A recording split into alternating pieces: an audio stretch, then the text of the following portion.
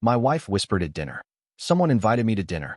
She didn't know I'd called his wife, and together we watched them get caught red-handed. I'm 34, and up until a few weeks ago, I thought my marriage was solid. Sure, we had our share of arguments, but nothing I would consider abnormal. We'd been together for years, building what I thought was a real partnership. That illusion cracked one night, over dinner of all places. It started like any other evening. We were eating quietly, talking about nothing in particular, when my wife leaned in a little closer. Her voice dropped so low I almost missed it, but the words hit me harder than if she had screamed them. I won't be home tomorrow night, she whispered. I have plans. I set my fork down slowly. At first, I thought she meant she was going to visit one of her friends. She sometimes did that, dinner with coworkers, or a girls' night. But the way she said it felt off. Too casual, too vague. So I asked, plans? With who? She didn't answer right away. Instead, she fiddled with her napkin, looking almost amused by my question. Finally, she said, someone invited me to dinner. Who? I pressed. That's when she dropped the real bomb. She told me it was a man I had introduced her to about a month ago at a wedding. He wasn't even a close friend, just a casual acquaintance. We'd run into each other, exchanged pleasantries, and I'd introduced my wife because it felt polite. I hadn't thought twice about it afterward. But apparently, she had. She admitted that since that wedding, she'd kept in touch with him. They'd texted, called, even met up privately. Then she added something that almost made me laugh. Not because it was funny, but because it was so absurd. He's respectful, careful, different. I couldn't believe what I was hearing. Respectful? Careful? She was describing another man like he was some kind of saint, while sitting across from me, her husband. So I asked her directly, are you dating him? She didn't give me a straight answer. She tilted her head, almost like she was weighing the question. Then, in this half-shrugging way, she said, I don't know right now. I just sat there, staring at her. She said it as if the answer didn't matter, as if my feelings weren't even in the equation. My wife, my partner, was openly telling me she was in touch with another man, going to dinner with him, and possibly dating, but she wasn't sure. The rest of the meal was a blur. I don't even remember finishing my food. Every word she had said echoed in my mind. When we finally went home, I couldn't bring myself to lie down next to her. I went into the spare room instead. Lying there in the dark, my mind replayed everything she had said. The casual tone, the way she brushed off my questions, the way she made another man sound like something special. I didn't know if she had already crossed a physical line, but honestly, at that point, it didn't matter. She had crossed enough. That night, sleep never came. I stared at the ceiling, wondering what the hell I was supposed to do. Part of me wanted to confront her again. Another part of me wanted to walk away immediately. But then a thought struck me, one that would change everything. I knew this man, and I knew something else too. He was married. If my wife thought she could casually play me for a fool, maybe it was time to remind her that secrets don't stay hidden forever. I barely slept that night, turning her words over and over in my head. Every time I closed my eyes, I pictured her sitting across from me at that table, speaking so casually about meeting another man, like it was no big deal. By the time the sun came up, my decision was clear. I couldn't just sit back and wait for her to sneak out tomorrow night for that dinner. If she thought she could make a fool of me in secret, I was going to make sure she got caught in the light of day. The thing was, I knew this guy. Not well, but enough. And more importantly, I knew he was married. I stared at my phone for a long while before finally pulling up his wife's number. We'd met at that same wedding, brief introductions, polite smiles, the usual small talk. But I remembered her. She seemed kind, grounded, the kind of woman who didn't deserve this any more than I did. I debated for a moment. Should I tell her? What if she didn't believe me? What if she thought I was trying to stir up drama? But then I thought about my wife's words again, and the decision was made. She deserved to know.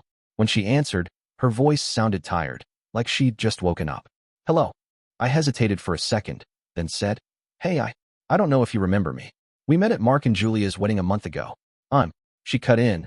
Yes, I remember. Everything okay? I took a breath. Not really. Listen, this is going to sound rough, but I think you need to know. I found out last night that my wife has been meeting with your husband. She admitted she's going to dinner with him tomorrow night. She said they've been in touch since the wedding. There was a long silence on the other end. For a moment, I thought she hung up. Then, quietly, she said, That can't be true. I wish it wasn't, I replied. But she told me herself. I asked her directly. She didn't even deny it. Another pause. Then I heard her exhale shakily. He told me he's been working late. A lot lately. God. I didn't want to think anything of it, but her voice cracked, then steadied again. Are you sure about this? Yes, I said firmly. I'm sure. She didn't say anything for a while. Then, finally, if he really is doing this, I need proof. I don't want to just accuse him without it. That's when the idea came. They're meeting for dinner tomorrow night. She told me, if we go together, we can see it for ourselves. No more guessing. No more lies. Just the truth. It was quiet again. Then she said, all right, let's do it. We spent the next hour talking, planning. She suggested a restaurant they often went to for date nights, the same one my wife had mentioned before. It didn't take long to confirm that this was the place they'd chosen for their little rendezvous. The plan was simple. We'd arrive separately but sit close enough to see everything. If they showed up together, there'd be no excuses left. No way to twist the truth. After we hung up, I sat there for a long while, staring at my phone. I felt an odd mix of anger, sadness, and something else I couldn't quite name. Anticipation, maybe. The kind of anticipation you get before a storm rolls in. That night, I avoided my wife as much as possible. She seemed almost cheerful, humming to herself as she scrolled on her phone, like she had something to look forward to. And maybe she did. But what she didn't know was that tomorrow night, her little fantasy was going to come crashing down. The next evening arrived faster than I expected. My wife got dressed like she was preparing for something special. Hair done, her favorite perfume, the dress she usually reserved for anniversaries or parties. She told me she'd be back late, and left without a trace of guilt in her voice. I didn't stop her. I just watched her walk out the door, already knowing where she was heading. An hour later, I pulled into the restaurant parking lot. My wife's car was already there. I spotted the other woman, his wife, waiting near the entrance. She looked nervous but determined. When she saw me, she gave a small nod, and together we walked inside. We didn't sit at the same table. That would have been too obvious. Instead, we positioned ourselves 2 tables away from where I knew they would sit, angled perfectly to see them, but far enough that we wouldn't be noticed right away. For a while, the place buzzed with the usual dinner chatter. Couples, families, clinking glasses. Then, just as planned, in walked my wife and her respectful, careful new man. They didn't look around. They didn't even hesitate. They strolled in like they owned the place and sat down across from each other at a small candlelit table in the center of the room. Watching them together was surreal. She leaned forward, laughing at something he said, touching his hand across the table like they were a couple in love. I'd seen her do that exact gesture with me hundreds of times. Now it felt rehearsed, like she'd just swapped me out for someone else. The woman beside me gripped her wine glass tightly, her jaw set. Her eyes never left her husband. For the first 20 minutes, neither of them noticed us. They ordered food, shared drinks, whispered across the table. I sat there silently, anger simmering but held in check. I wanted them to see me. I wanted them to feel the weight of what they were doing. Then it happened. He looked up from his plate, scanning the room casually, and froze. His eyes locked on his wife. The color drained from his face so fast, it was almost comical. He sat back sharply, nearly knocking over his drink. His wife didn't move. She just stared at him, waiting. My own wife noticed his reaction and followed his gaze. When her eyes landed on me, she went pale. She looked like someone had pulled the rug out from under her. I didn't say anything. I just sat there, calm, letting the silence do the damage. But his wife broke it. She stood up, walked right over to their table, and asked, loud enough for half the restaurant to hear, "You told me you were at the office. So what are you doing here?" The entire room seemed to go quiet. Forks stopped clinking, conversations stalled. My wife stared down at her plate, her hands trembling. He tried to speak, fumbling for words, but nothing came out. I'll never forget that moment. The look on their faces, caught, cornered, no excuses left. His wife stood tall, eyes blazing. I stayed in my chair, watching it unfold. It wasn't my scene to lead. This was hers. The man stammered something about just dinner and a misunderstanding, but it was useless. The damage was done. The lie had collapsed under its own weight. Finally, I pushed my chair back and stood. My wife glanced up at me, eyes wide, like she wanted me to bail her out, to say something that would soften the blow. But I didn't. Not this time. When I stood up, the air in that restaurant seemed heavier. My wife's eyes darted between me and the table, her face drained of color. She opened her mouth like she wanted to explain, but no words came out. The man sitting across from her looked equally lost, sweating, stuttering, caught in a net he'd spun himself. I didn't shout. I didn't cause a scene. I just looked at her and said clearly enough for everyone nearby to hear, "You don't need to come back home tonight. Or any night after this." Her head snapped up, panic flashing in her eyes. "Wait, please, it's not." But I didn't give her the chance. "Don't. You said you didn't know if you were dating him." "Well, now I know my answer. I'm done." The words hung in the air like a verdict.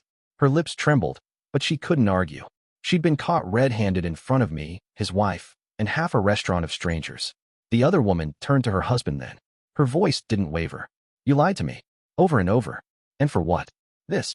She gestured to the table, the candlelight, the ridiculous romance they had tried to create. He tried to reach for her hand, but she pulled back sharply. Don't touch me. I walked out first, leaving the mess behind me. For the first time in hours, I felt like I could breathe. The anger hadn't disappeared, but it was no longer eating me alive. I had clarity now. That night, I packed a bag and moved out. The next morning, I met with a lawyer and started the divorce process. I also called the bank and pulled the money I had invested into her small startup. $80,000 I'd poured in over the past year, believing in her dream. Not anymore. And the house deal we'd been planning to close on. Canceled immediately. I wasn't going to tie myself to her future when she had already thrown me out of hers. She called me the next day, voice cracking, begging me to just talk. She said it was a mistake, that she hadn't thought things through, that it wasn't what it looked like. I didn't bother answering. I'd seen enough.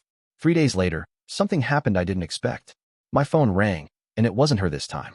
It was him. When I saw his name on the screen, I almost laughed. Against my better judgment, I picked up. His voice came through, strained and desperate.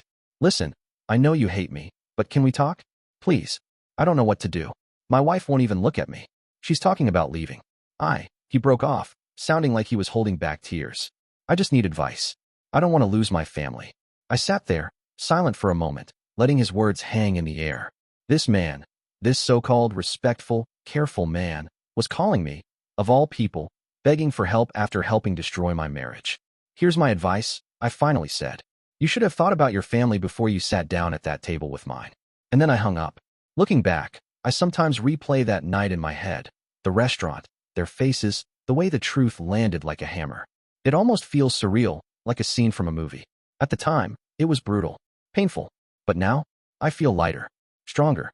As for my wife, soon-to-be ex-wife, she eventually admitted she regretted everything. But regret doesn't fix betrayal.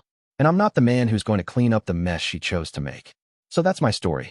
I walked away. And honestly, I've never been more certain of a decision in my life. I appreciate you watching till the end. Hit that subscribe button and stay tuned for more content.